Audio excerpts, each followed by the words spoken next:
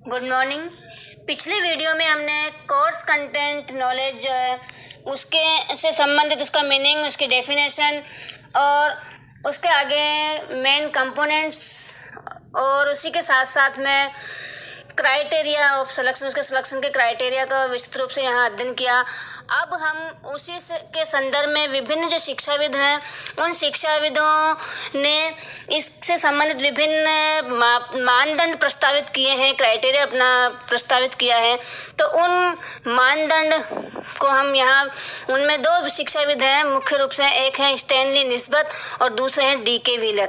तो उनके द्वारा प्रस्तावित मानदंड को यहाँ विस्तृत रूप से देखेंगे। तो सबसे पहले है स्टैनली निस्बत द्वारा प्रस्तावित मानदंड। स्टैनली निस्बत ने अपनी पुस्तक शैक्षिक उद्देश्यों का निर्धारण में उद्देश्यों का वर्गीकरण प्रस्तुत किया है। इसमें उन्होंने 12 उद्देश्यों को 2 भागों में बांटा है। निस्बत का यह मानना था कि विषय वस्तु जो कंटेंट है या जो को करिकुलर एक्टिविटीज़ है उसे किसी भी स्तर के करिकुलम में सम्मिलित करने से पहले निम्न 12 उद्देश्य हैं उनको ध्यान में रखते हुए उनका परीक्षण कर लेना चाहिए कि ये जो कंटेंट है या ये जो को करिकुलर एक्टिविटी है ये इन 12 उद्देश्यों की पूर्ति कर रही है या नहीं, क्योंकि इन 12 उद्देश्यों की पूर्ति करने वाला करिकुलम में कंटेंट होना आवश्यक है। तो इसमें उन्होंने 12 जो उद्देश्य हैं उनको 2 भागों में विभाजित किया है। पहला है पर्यावरण समायोजन संबंधी, एनवायरमेंटल एडजस्टमेंट से संबंधित, और दूसरा है बालक का व्यक्तित्व का विकास, व्यक्तिगत उसका विकास किया जाए। इन दोनों से संबंधित उद्देश्य यहाँ पे रखे गए हैं। तो पहला जो उद्देश्य है वह है पर्यावरण समायोजन संबंधित। पर्यावरण समायोजन संबंधित उद्देश्य के अंदर कहा गया है कि बालक में पर्यावरण के साथ समायोजन करने के कौशल का विकास होना चाहिए। इस उद्देश्य का विकास से संबंधित बालक को ज्ञान प्रदान किया जाना चाहिए। तो इसके लिए उन्होंने 6 उद्देश्य यहाँ निर्धारित किए हैं।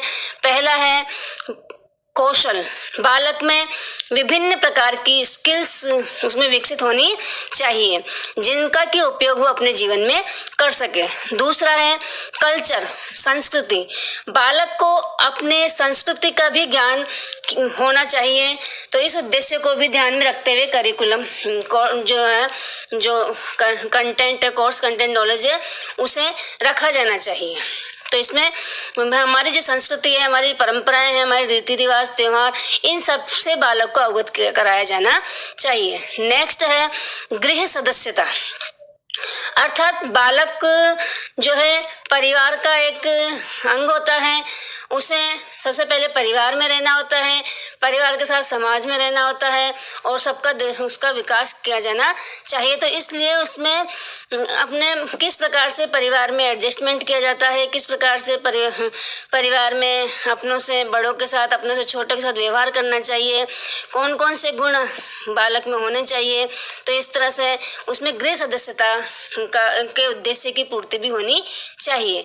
तो इस बात को भी ध्यान में रखते हुए और कोर्स कंटेंट नॉलेज यहाँ रखी जाए। नेक्स्ट है व्यवसाय, एक्यूपेशन।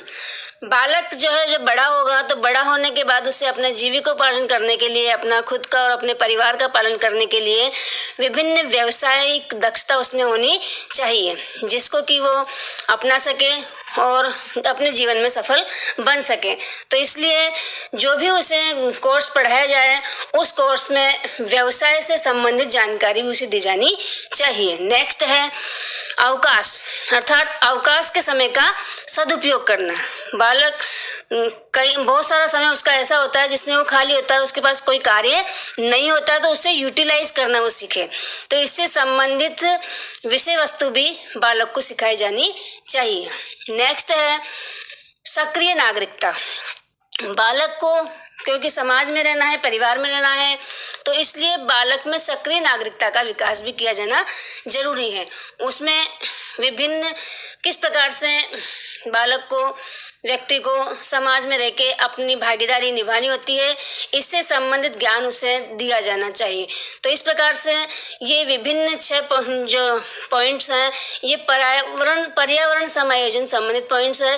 उन उद्देश्यों को ध्यान में रखते हुए और कोर्स कंटेंट नॉलेज का निर्धारण किया जाए, यह स्टैनली निस्बत ने कहा।